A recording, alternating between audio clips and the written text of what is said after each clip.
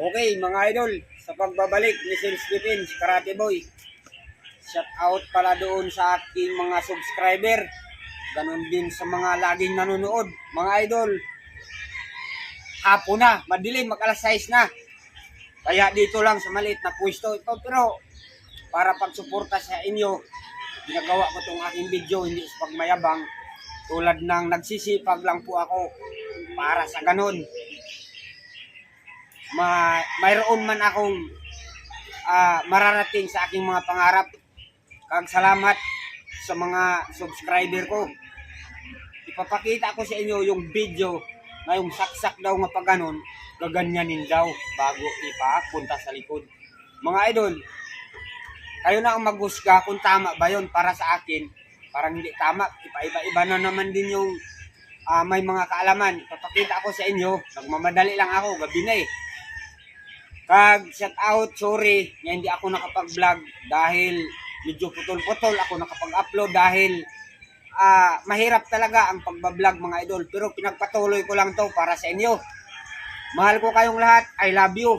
Sorry sa mga aking mga basir, pero susuportahan ko pa rin kayo. Thank you, I love you. Ganito yun mga idol. Ganun.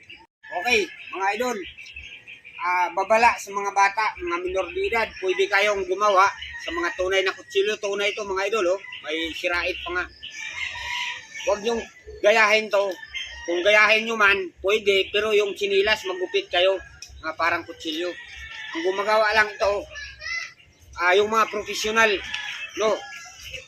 Okay mga idol, ipapakita ko sa inyo kung paano ang pagsaksak ng ganon. Ganyan. Para alam, kasi ang saksak na ganun, dalawa yan, pwedeng ganun, pwedeng ganyan, pwedeng ganyan, pwedeng ganun. Ganun lang naman yan. Karamihan talaga ganyan. Kaya ito, ipapakita ko sa inyo mga idol. Tulad niyan, yung nagsaksak na nakita ko nga ganun daw. Sige doon. Yan o. Dito ka doon. Para kita. Yan. Pag saksak daw ng ganun, gaganyanin daw. Bago, kulihin pa ganun. Yan. Kukunin daw ang kutsilyo dito.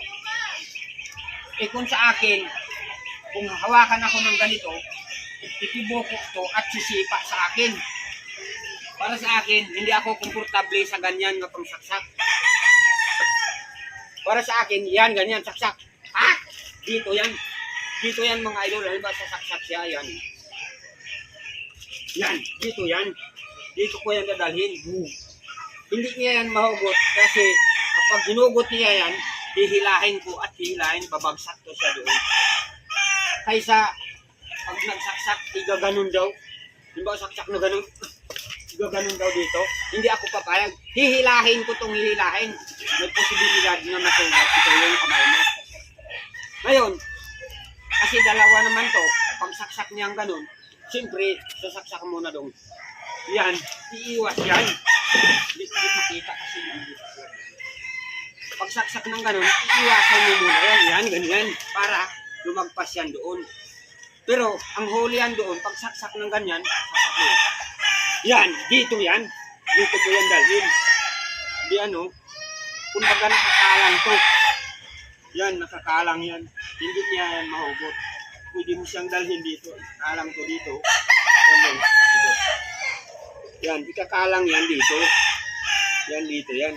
Para sa ganun, pinsahan talaga niya to, ibabagsak mo to ng paganon. Masakit ito dito. Mga idol, maaaring bibigay ito at saka dito. Siyempre, pag sasaksak niyang bigla, tagilid ka ng kunti para lumagpas yung kutsilyo. Okay, medyo nagmamadali lang kami mga idol. Sa sunod, abangan nyo naman sa masusunod yung saksak na, kasi napakita ko na yung ganon. Ang saksak naman pag ganon, saka ganyan. Kasi ganyan, ganyan. Mayroon din naghawa kasi ganon. Sa susunod, yung mga saksak na ganon, yung dapat nyo namang abangan. Okay, thank you pala sa mga subscriber kong mga kasama ko nga nandyan sa Hotdogan. Thank you, I love you. Mahal ko kayong lahat. Bye-bye.